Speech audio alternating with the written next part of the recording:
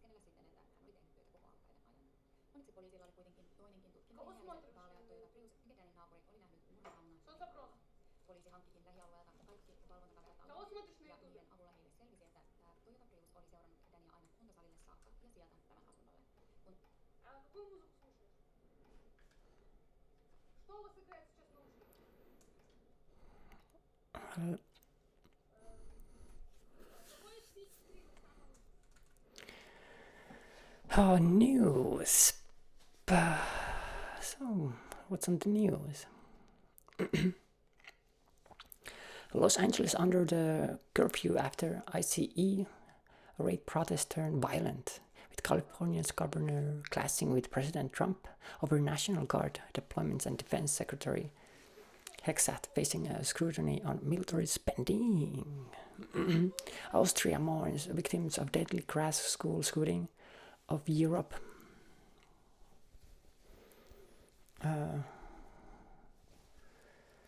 Europe reacts to the tragedy as the security is heightened across the region.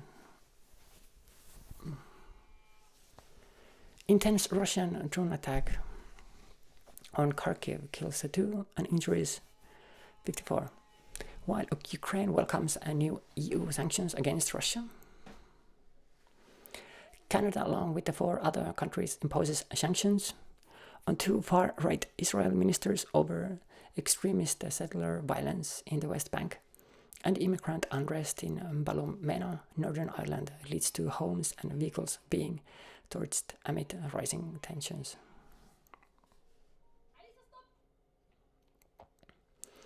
Trump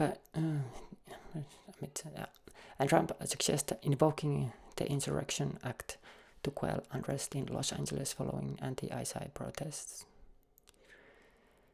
And meteorologists warn Canadians of a potentially worse wildfire season this summer, with higher risk of smoke and fire damage. And Greta Thunberg reported from Israel, claiming she was kidnapped in international waters amid ongoing activism. And problems with the fighter jet costs affordable housing and arrive can contracts highlighted in a scathing Canadian Auditor General report. And Justin Baldoni's $400 million counter suit against Blake Lively and Ryan Reynolds is dismissed by judge, ending a high-profile legal battle. Okay, so I'm gonna click that one. Who is suing? Really? This that's a... So I'm just gonna get that Justin Baldoni. What does Justin Baldoni look like? Okay, so Justin Baldoni is an American actor and director. He's best known for playing Rafael Soldano on a CB television chain in the Virgin Actors starring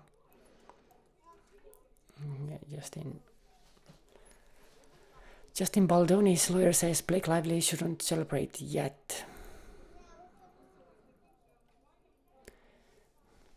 Justin Baldoni is okay.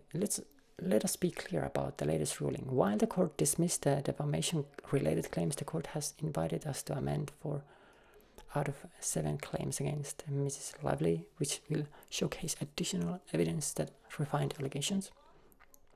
Brian Friedman said. Statement: Baldoni, 41, Lively, 37. In December, Lively filed a complaint against Baldoni with the California Civil Rights Department, accusing him of sexual harassment on set. Baldoni, who also directed the movie and production company Wayfarer Studios, responded, is now dismissed the $400 million lawsuit against her and her husband, Ryan Reynolds, and her published Leslie Solin, citing defamation, extortion, and more. Oh no. Oh. Yeah, so Baldoni did not get the lady. So there's a little bit jealousy.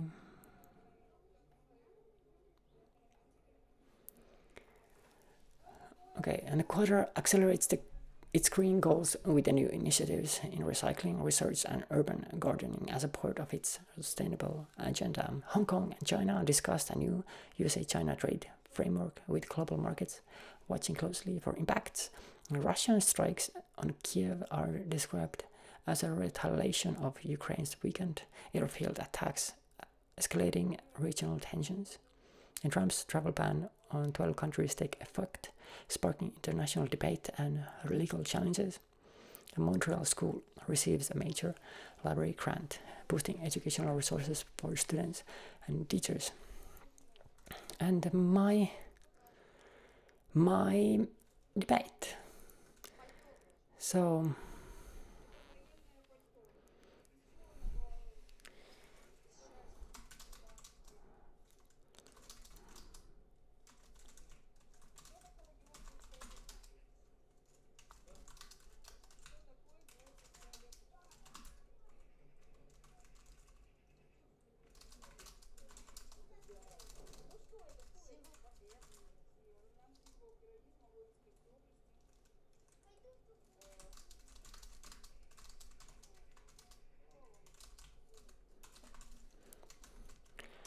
okay, so I'm asking what the girls, the women, enjoy discussing.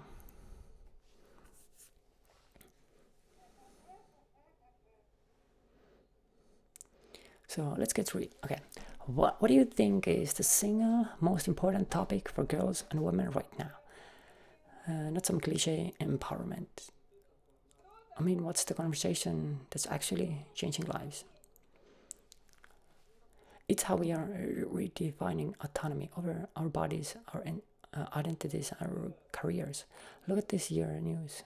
The global debate over a period of poverty is finally mainstream. Did you see the UN report? It said 500 million women and girls still lack adequate facilities for menstrual hygiene, and that's not just a developing world problem anymore. Even in the UK, 1 in 10 girls can't afford period products.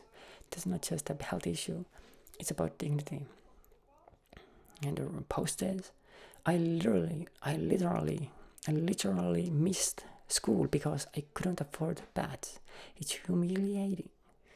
But don't you think the conversation is shifting from just access to products to the politics of menstruation itself? There's this study showing that the women, when schools provide free period products, attendance goes up to 17%. But the real debate is about how period stigma is enforced by both men and women. Why aren't we talking about the shame that's internalized? And why do so few guys even know what a period poverty means? Because it's easier to donate pads than to dismantle shame. but you're missing the intersection. There's a huge movement on X right now, where girls are posting photos with their stained jeans, like this is real life, it's raw, and it's working. The conversation is finally public. Every time I see a post, I feel less alone. And you always focus on the science, but what about the emotional side?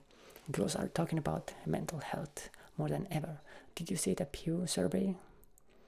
That 72% of girls aged 13 to 19 said anxiety is their top concern, and 54% said how social media makes it worse. But they also said online communities help them cope. That's a contradiction, isn't it? Social media is both the problem and the solution, but let's get specific. Why do you think anxiety is so high? Is it body image, academic pressure, or something deeper? Journal just published says a meta-analysis turns out that the biggest predictor of anxiety in girls is not social comparison, but the fear of not being heard. And that's why conversations like this matter. But are we actually listening or just performing wokeness? For look at the backlash against the Dove Real Beauty campaign this year. People called it body positivity washing because they still used models who fit conventional beauty standards. Here's a comment from a blog I follow. I'm tired of brands pretending to care. Show me some with acne, disability, or a real belly roll.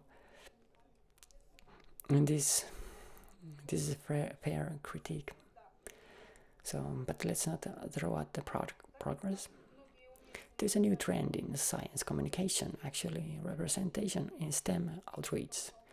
So there's an issue featured 5 women scientists from underrepresented backgrounds, and the cover story was about how visibility changes career aspirations for girls. That's just not marketing. Does it matter if the pipeline is still broken? There's a viral Reddit thread right now. Why do you women leave STEM? And the top comment says, it's not work, it's just a culture. I got tired of being the only woman in the room. So what's the next step? How do we move beyond representation to real inclusion?